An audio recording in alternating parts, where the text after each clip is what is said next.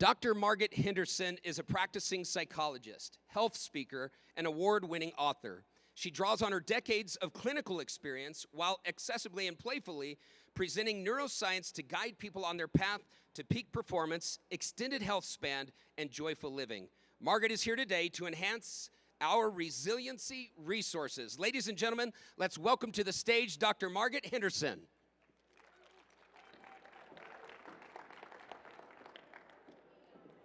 I am delighted to have a chance to bring some stress relief to you all, MIC. What a heck of a career you've chosen, and what a couple of years it's been, right?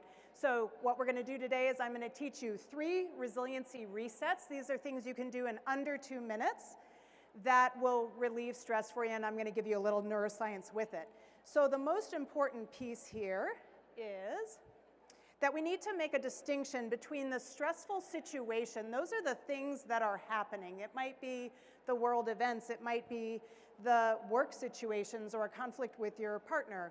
That situation is the circumstance that's happening, and that is separate from the biological stress in your body. And so with that, one of the things that's tricky here is that we tend to focus on addressing the stressful situation, but that will not relieve the stress in your body. You have to do specific embodied resets in order to do that stress relief. So let's talk about how that works. The body only speaks body language, and that's why we really need some basic understanding of neuroscience to get at stress relief, regardless of what's happening in our circumstances. And one of the key details here is that when you hear about stress, you often hear about the sympathetic nervous system, and that's the part of the nervous system that hypes us up to be able to fight or flee or shuts things down if we're going to go freeze on the thing. But the reality is that the more important part of your nervous system that you need to understand is actually the parasympathetic nervous system, because that is associated with what's called the pause and plan response, and that's where we get access to our peak performance when we're under stress. And so that pause and plan response is best activated, quite honestly, through breathing strategies. And whoever you hire for your stress management speaker, they really should be talking about breathing, because we are doing it all day long anyway. And with a little understanding and intentionality, we can bring it into activation so that it is activating that parasympathetic nervous system. So join me for a moment now and just slow your breathing down. And the best way to do that is by lengthening your exhalation just a little longer. And you might wonder why I have pictures of umbrellas on my breathing slide. And so I invite you, as you're paying attention to your breath, to observe it as a 360-degree experience. Usually when we think about breathing, we're watching that abdomen rise and fall. But actually, your lungs expand to the side and to the back. So if you just kind of nestle against your chair and take a deep exhalation and a deep breath in, you'll feel your breath against the chair. And I imagine, when I do this, I imagine an umbrella opening all the way, 360 degrees around when I inhale, and then as I exhale, all the way out, just at your own pace. And just notice that that begins to settle your body down. The next important thing to look at is movement, and we all know that exercise is really important when it comes to health and well-being. One of the things that's tricky is we're told we're supposed to get 30 minutes of exercise a day or whatever, and for those of you who have that figured out, fantastic, please keep it up. But for those of you who feel overwhelmed in your life and this idea of exercise just gives you one more thing to stress about, I'm here to invite you to notice that there are things you can do in 2 minutes or less that are also movement activities. So even as you're sitting in your chair, just take a minute and roll your shoulders back. When I have a full hour, I get the whole audience up and moving and we do things, but we have social distancing. You might just stretch. I'm actually your only speaker who's going to be happy when you yawn, so let it rip, because I know that it cools down your brain and it makes you more alert.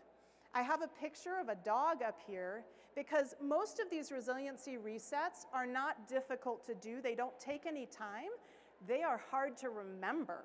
And so your dog or your cat at home, you've got your dog here, Andre, is a stress management, stress relief guide for you. And they are, when they take a deep sigh notice and exhale with them.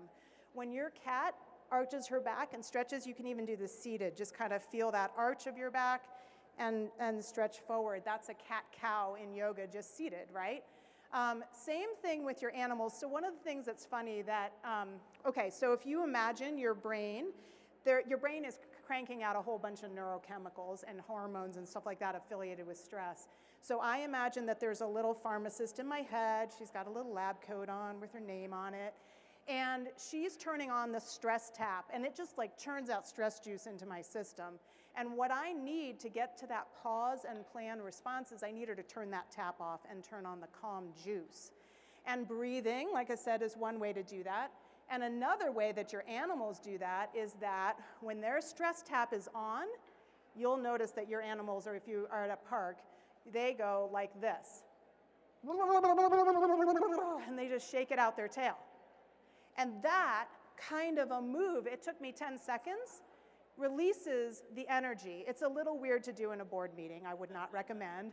But if you have kids, I would encourage you to shake it off when they're being all zingy and you need them to settle down, because they're just juiced up. But once we quiet the mind, we're in a much better position, again, to pause and plan and respond most effectively. So the next thing I want to tell you about is how to let it go. We often just tell ourselves when we're ruminating about something, oh, just stop thinking about that. I wish I could let it go. I need to let it go. And your body only speaks body language. So you, in fact, need to physically let it go. And so I'm going to just show you how I do this. And I do it with a physical motion where I'm literally dropping it. And so the key here is don't do this with anything breakable, but it wants to be heavy. So there's no computer here in my bag at all. There's nothing breakable in here. And I am literally, and it's a combo because I'm going to move and breathe and drop it at the same time. So just here's a demo. You're going to take whatever it is you're struggling with. You're going to do this with body language, and you're going to say, for me, I do this with my work bag because I'm letting go of work. And I'm going to just say, all right, big inhalation, and I'm going to drop it. And then I'm going to turn and I'm going to walk away, and I'm going to leave it right back. Well, actually, I'm going to pick it up in a minute because Jean Marie's coming and I need to clear the stage. But when it's at your house, don't pick it up, because the whole point is to let it go and walk away. And this is, again, an embodied resiliency reset to shift and let that energy out.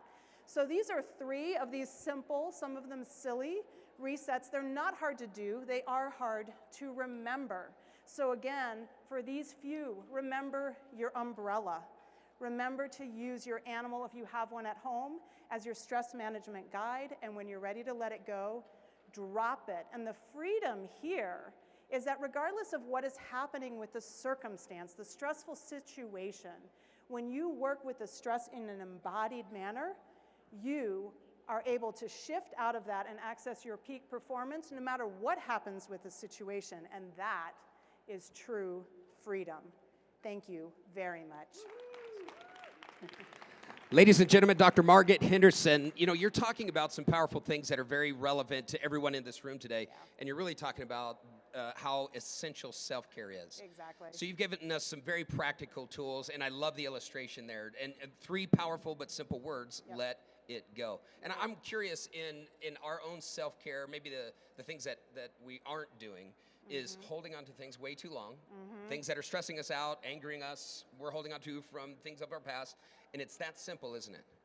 Right, and the thing is, your brain cannot stop ruminating about it until you clear the energy of your body. So when we're just talking to our head, we gotta release it physically. There are lots of ways to do that. This is just one silly way, but that's one way, like you said, to just let it go and move on.